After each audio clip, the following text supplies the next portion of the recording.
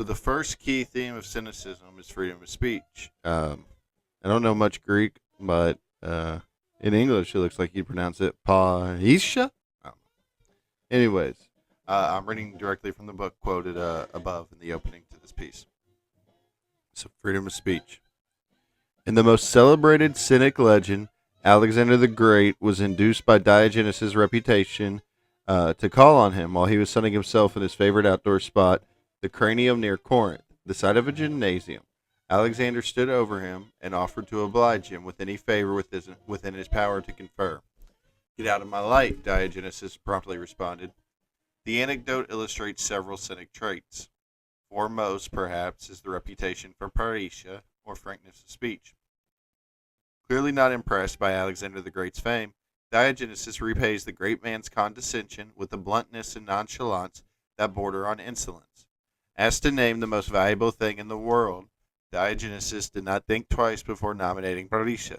As a rule, ancient thinkers cultivated the patronage of rulers, either as a means to get official support for their philosophy or simply to provide themselves with food and shelter. Philosophy not being a particularly lucrative profession, Plato was intimate with the tyrant Dionysius of Syracuse, and his son Xenophon attached himself to Cyrus the Younger. Aristotle tutored Alexander the Great in his youth and remained a regular at the Macedonian court for the rest of his life. So far from seeking such alliances, the Cynics seem to have actively alienated the political powers that be. Their license to speak frankly and brazenly derived from the license of the outsider, who paradoxically acted as society's conscience. In the event, legend has it that their outspokenness and indifference to worldly authority succeeded, actually in gaining the respect of those who they defied. The story of his interview with Alexander concludes with a remark to his entourage that if he were not Alexander, he would like to be Diogenes. The consensus is that the story is no more than bravado. It is nevertheless serves to illustrate the dog's candor and independence, and the sometimes grudging respect it elicited. All right. Second key cynic theme is self-sufficiency. Uh, Again, I'm gonna give it the old college try at the Greek here. Autar- Autarkia. Sorry, a little sugar-free Dr. Pepper burp coming up. All right. Anyways, second theme, self-sufficiency. Still reading from our book here. Independence or self-sufficiency, autarkia, was a code of behavior the Cynics equally prized. In devoting whole days to the enjoyment of nature's gifts, in this case the sun's comfortable rays, Diogenes showed that he was content with little, or met little for free. Ooh, excuse me. Dismissing Alexander and his offer of material wealth or power reinforces the impression. Sources are consistent in reporting that, so far as material goods were concerned, all he owned he carried on his person. A rough cloak, which he folded double in winter against the cold, and bedded down on at night, a knapsack to carry lupins, lentils, vetches, and other plants gleaned by the wayside in his wanderings, and a walking stick. For shelter he resorted to public buildings such as temples, and occasionally spent the night in a large ceramic barrel, or tub, in Athens marketplace. He only drank water. According to more than one source, a bowl could be found in his knapsack until he caught sight of a child once managing with just his hands, or a mere piece of bread, to carry food and water to his mouth. From that moment on, his knapsack was lighter by the weight of a single ceramic bowl. Wow. We are now on our theme. Ah. Well, I'm a cynic, not a mathematician. This is our third theme. This theme is training. And the Greek for this is askesis. Self-sufficient certainly applies to an existence that today would be described as homeless as well as stateless. It involves subsisting on just one vegetarian meal a day. In Diogenes' case, at least, it also entailed walking great distances between Athens and Corinth, and from one pan-Hellenic festival to another, not only to spread the Cynic word, but because by his own admission he liked to watch, not only the athletes, but the crowds. This routine demanded and promoted an exceptional degree of physical fitness. In addition to these physical trials, the Cynics practiced austerities apparently of their own invention. Diogenes went barefoot all year round, He would embrace marble statues in winter to inure himself against cold, and in the summer months he rolled about in scalding sand. It was intended to serve a pedagogical purpose. Diogenes of Sinope used to say that he followed the example of the trainers of choruses, for they too set the note a little high to ensure that the rest hit the right note. In other words, he did not expect all his disciples to follow him in the extremes to which he carried his austerities. As public displays, they nevertheless served to show that even such hardships were within the capacity of human nature to endure. A fortiori, hardships involving the loss of familiar physical comforts, to which chance subjects the majority of men at one time or another, had to be tolerable and nothing to fear. Okay, this is all brought to you by Sugar Free, Dr. Pepper, Jerry. Please sponsor us and give us all the money in the world. Thank you. Okay. Alrighty. Now we are on our fourth key cynic theme, and this theme is endurance slash self control. And my attempt at the Greek once again, kateria. More than anything else, cynics extolled the virtue of endurance or perseverance.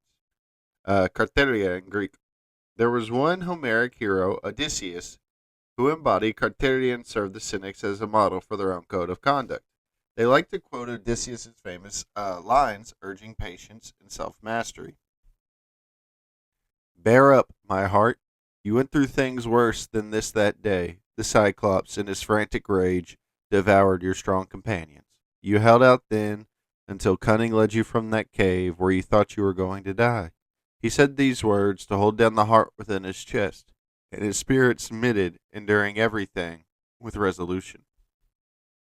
Hercules was also treated as an honorary cynic for his 12 labors, some of which, like the cleaning of the Augean stables, required more forbearance than heroic strength or courage. Cynics preach Carteria not only as a tonic for the soul, but on altruistic grounds. They were not monastics, ascetics, proto-holy men in the cloister or on top of a pillar.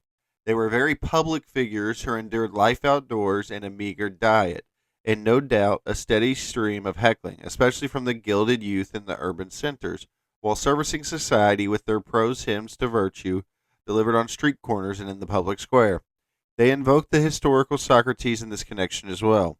His capacity to endure extremes of hot and cold, his patient acceptance of the death sentence imposed on him, the self-control he displayed in his steadfastly chaste relations with the handsome Alcibiades, all this served to inspire in them a character trait that naysayers misconstrued as a sign of meekness and lack of spirit.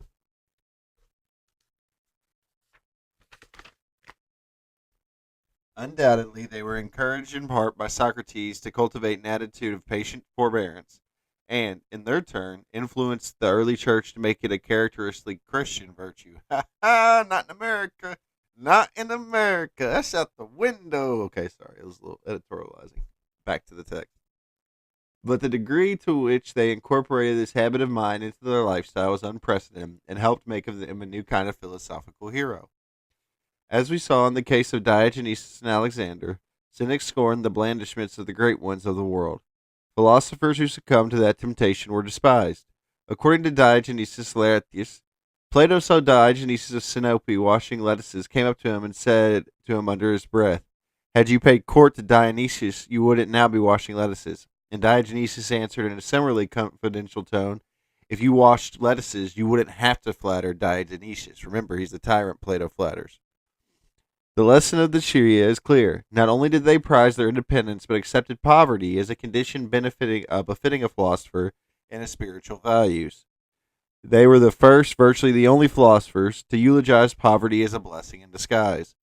Related to this is their indifference to conventional society's judgment on their poverty, as well as their squalor, outspokenness, and sporadic indulgence in openly outrageous behavior, such as eating and even masturbating in public.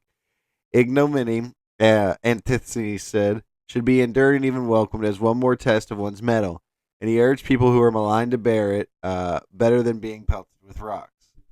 All right. So, for the last main theme mentioned, he does clarify or kind of qualify this one and say, And this one is called, and he only gives us the Greek word. It's called tuphos, Tuphos, tuphos. I don't know if that's right or wrong, but whatever. Any true philosopher or wordsmith or sharer of knowledge, a person who wants to learn knows that pronunciation is really not that important. The ideas and concepts are what matters. But anyways, before I read this last bit, this one is very important, especially today, because everything old is new again. And what's really frustrating about today is we already have like the ideas, concepts. We know what needs to change, how people need to be. Society globally should be all for one for all, but that's not the reality. And what's funny is these cynics at the time of Plato and Aristotle were calling Plato and Aristotle out on their bullshit. So this is nothing new under the sun. Nothing new under the sun. But as a modern day cynic, despite appearances, I do live in poverty, believe it or not. Just rich in friendship and enjoy for this beautiful, lovely world. We got two kinds of ice killing us, trying to kill us. It's rough. It's rough. But anyways, all right. So let me read this last part. Tuphos. So I'm still getting used to this mic and the soundboard and stuff. I'm new, growing, got toys now. Woo. All right. Tuphos was a principal cynic theme, but not a virtue, unlike the themes discussed above. It was, in fact, one of their main points of attack. Originally, it had the meaning of smoke or vapor. In our text, it has the metaphorical meaning of pretense or imposture. The cynics regarded their contemporaries as a sad race of moral degenerates, who valued appearance, prestige, and wealth above all else. Tuphos and Diogenes et al. Represents preoccupation with luxury and social standing. In this respect, more than any other, they approach the modern connotation attached to the epithet cynical, bitter, cutting, pessimistic, about a society that had gained the world but lost its soul. And yet, how pessimistic could the cynics have been when they believed that they could recall men back to the primitive qualities embodied in archaic heroes such as Hercules and Odysseus?